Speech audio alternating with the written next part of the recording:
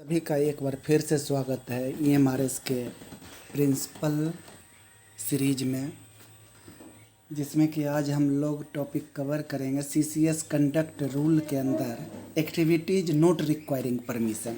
ऐसा एक्टिविटी जो government servant कर सकते हैं और उसके लिए कोई परमिशन की ज़रूरत नहीं पड़ती है।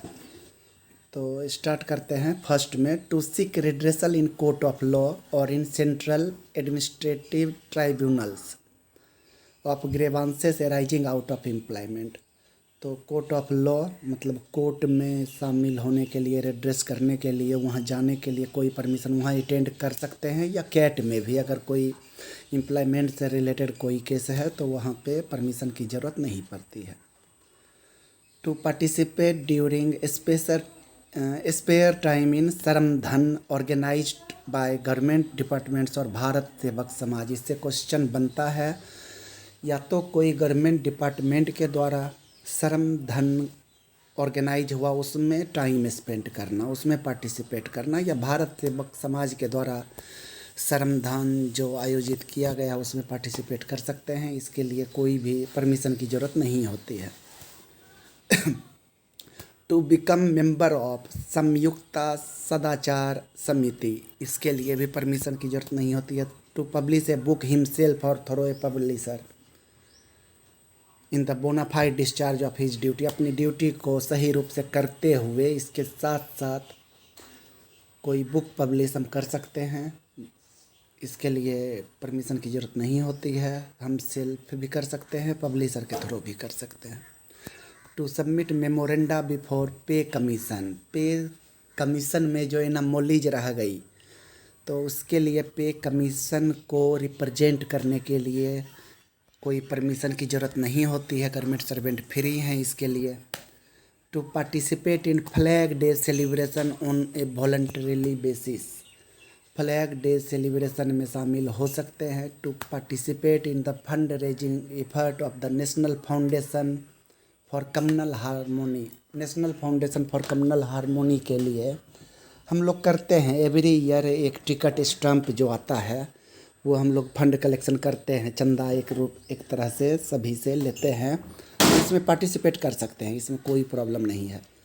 To undertake honorary work of a social और चैरिटेबल वर्क, सोशल और चैरिटेबल वर्क, चैरिटी के लिए कोई सोशल वर्क हो तो ऑनररी अपना श्रम दान हम कर सकते हैं, ऑनररी वर्क उसका कुछ हेल्प कर सकते हैं।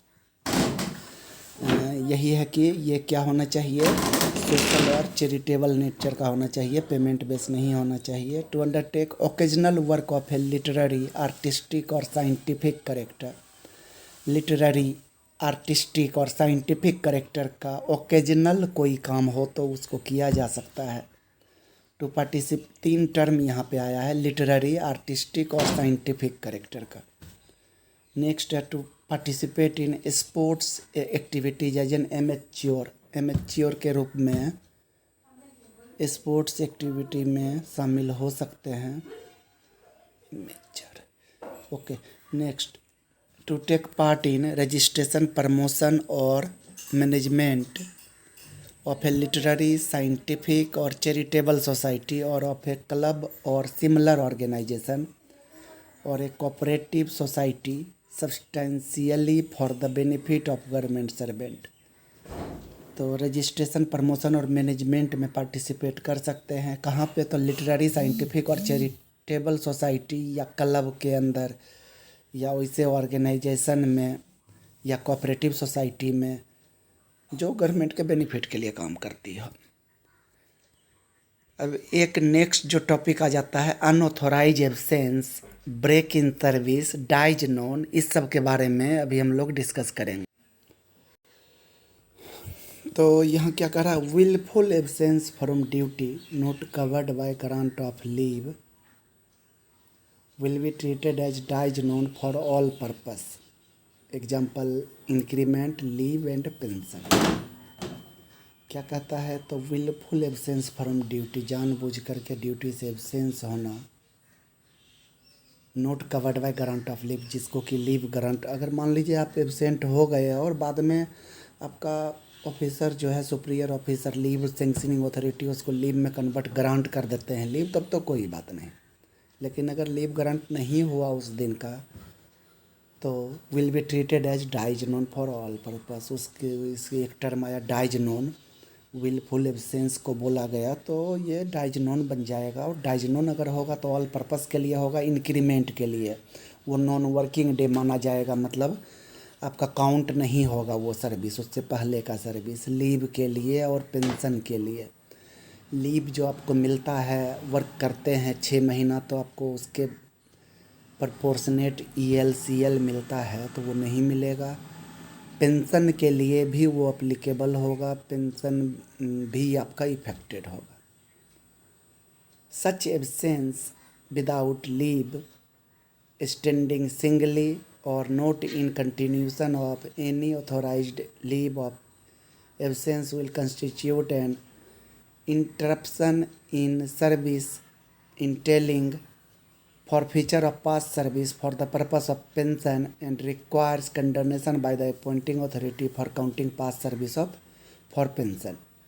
क्या कहता है, such absence without leave standing singly and not in continuation of any authorized leave of absence will constitute an interruption in service entailing forfeiture of past service for the purpose of pension and requires condonation by the adopted। तो अगर ऐसा dies non हो गया तो वो चूँकि pension को भी इफेक्ट करेगा तो अपॉइंटिंग अथॉरिटी को चाहिए कि counting pass service for pension condone कर दे, ऐसा कि ये जो है सो पेंशन को इफेक्ट नहीं करे। Condonation of such break for pension should be considered suitable and cannot be refused as a matter of course except in exceptional and grave circumstances। Generally ऐसा कहा गया है कि ऐसा कंडोनेशन जो है ना डाइज नोन वाला जो है उसको कंडन कर देना चाहिए एब्सेंस को, इसलिए कि पेंशन पे इफेक्ट नहीं आए। अगर ऐसा कोई एक्सेप्शनल केस नहीं है तो उसको कंडोन कर देना चाहिए, रिफ्यूज नहीं करना चाहिए। कंडोनेशन के लिए अगर एप्लीकेशन आ गया कि पेंशन चूँकि इफेक्टिव होगा इसलिए मेरे इस डाइज नोन को कंडोन कर दिया जाए for the purpose of pension, तो इसको कर देना चाहिए। एक्सेप्शनल केस में अगर ग्रेव मिसकंडक्ट है तो फिर अलग बात है। Regularisation of unauthorised absence for pension purpose is to be considered under the CCS pension rule. ये रेगुलराइज कर दिया जाएगा उस एब्सेंस को पेंशन पर्पस के, ऐसा CCS पेंशन रूल में लिखा हुआ है। Only in cases where the disciplinary authority is satisfied that the grounds adduced for unauthorised absence are justified the leave of kind applied for and due and admissible may be granted to him under the CCS leave rules। Next है unauthorised absence after leave will be debited. हाँ, ये एक बहुत important चीज़ है। मान लीजिए आपने 5 दिन का लीव लिया और उसके बाद आप बिना इन्फॉर्मेशन के, बिना अनुमति के और लंबा खींच दिए लीव को, तो ऐसे केस में क्या होगा, unauthorised absence after leave will be debited against his half pay leave. जो आपके अकाउंट में हाफ पे लीव है उतना डेबिट कर लिया जाएगा, घटा दिया जाएगा, हाफ पे लीव काट लिया जाएगा, उतना जितना दिन आप एब्सेंट रहे। एक्सेस इफ है नहीं, अगर उतना लीव नहीं है और ज़्यादा दिन आप एब्सेंस रह गए तो एक्स्ट्रा ऑर्डिनरी लीव में उसको कन्वर्ट कर दिया जाएगा। हाउएवर साथ ही साथ तो एक तरह से क्या हुआ, रेगुलराइज कर दिया गया, एम्प्लॉय के का पेंशन इफेक्टेड नहीं हो। इसके लिए एक तरीका है कि आपका सारा HPL काट लिया जाएगा। HPL भी नहीं कम पड़ रहा तो एक्स्ट्रा ऑर्डिनरी लीव में कन्वर्ट करेगा, लेकिन उस ड्यूरेशन का आपको कोई सैलरी नहीं मिलेगा। All cases of unauthorized absence from duty or in continuation of leave will render a government servant liable to disciplinary action treating it as misconduct। अगर आप अनऑथोराइज एब्सेंस ले लेते हैं, बिना परमिशन के रह जाते हैं, अनऑथोराइजली एब्सेंट हो जाते हैं, तो इस केस में ये डिसिप्लिनरी एक्टिविटी आप पे हो सकती है मिसकंडक्ट मान करके।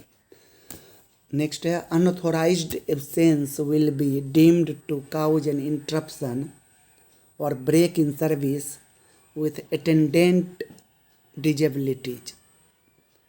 अनऑथोराइज एब्सेंस आप हुए तो ये इंटरप्शन या ब्रेक इन सर्विस हो सकता है। किस केस में, तो during a strike declared illegal. कोई स्ट्राइक है जो इलीगल है of employees working in industrial establishment, industrial establishment में जो एम्प्लॉय काम कर रहा है और वो इलीगल स्ट्राइक में शामिल हो गया। एक्टिंग इन कम्बिनेशन और in concerted manner such as during a strike of other employee, किसी एम्प्लॉय के साथ स्ट्राइक में शामिल होना। रिमेनिंग एब्सेंट अनऑथोराइजिंगली और deserting of post by individual employee. अब स्ट्राइक क्या होता है? तो strike includes a general, token, sympathetic, go slow, sit down, pen down, stay in, mass aggravation, mass absentation from work without permission और similar strike and participating in bandh और similar activity. ये सभी strike के अंदर आते हैं, जैसे कि includes general, token, sympathetic, go slow, sit down. Strike हो रहा है, आप उसमें शामिल हो रहे हैं, अपना वर्क स्लो कर रहे हैं, धरना पे बैठ गए, पेन डाउन, पेन नहीं चला रहे हैं, स्टे इन, मास एब्सेंटेशन, बहुत सारे एम्प्लॉय छुट्टी ले लिए स्ट्राइक के दिन, तो ये सब स्ट्राइक में शामिल होने जैसा माना जाएगा। Order on break in service is to be invoked under FR 17 है। ब्रेक इन सर्विस इन्वोक होगा तो उस केस में FR फंडामेंटल रूल 17(a) के द्वारा नोटिस मिलेगा एंड हियरिंग, रिप्रेजेंटेशन, ये सब जो है सो चलेगा। Disabilities, in eligibility to LTC। अब अगर ब्रेक इन सर्विस हुआ तो क्या होगा? LTC, ineligibility to LTC to appear in departmental examination is prescribe minimum. अब आपका ब्रेक इन सर्विस हो गया, डाइजनून होगा और ब्रेक इन सर्विस हो गया तो आपका जो क्या है, तो पुराना जो पास सर्विस है, अब वो एब्सेंट आप हो गए तो LTC के लिए कंटिन्यूस 1 साल चाहिए, तो 1 साल आपका नहीं पूरेगा, आप LTC नहीं ले सकते। डिपार्टमेंटल एग्ज़ाम के लिए कंटिन्यूस मान लीजिए 3 साल चाहिए, तो ब्रेक सर्विस हुआ तो पीछे का काउंट नहीं होगा, आप वहाँ शामिल नहीं हो सकते। ये सब डिजेबिलिटीज हो गए। The order will not affect special pay and special allowance and promotion through DPC से प्रमोशन है तो उसमें एलिजिबल होगा। द appointing authority will act on the representation for condonation of break in service in the light of guidelines prescribed. The fact that break in service has not been condoned for FR 17(a) disabilities should and need not influence adversely in deciding the question of condonation for pension.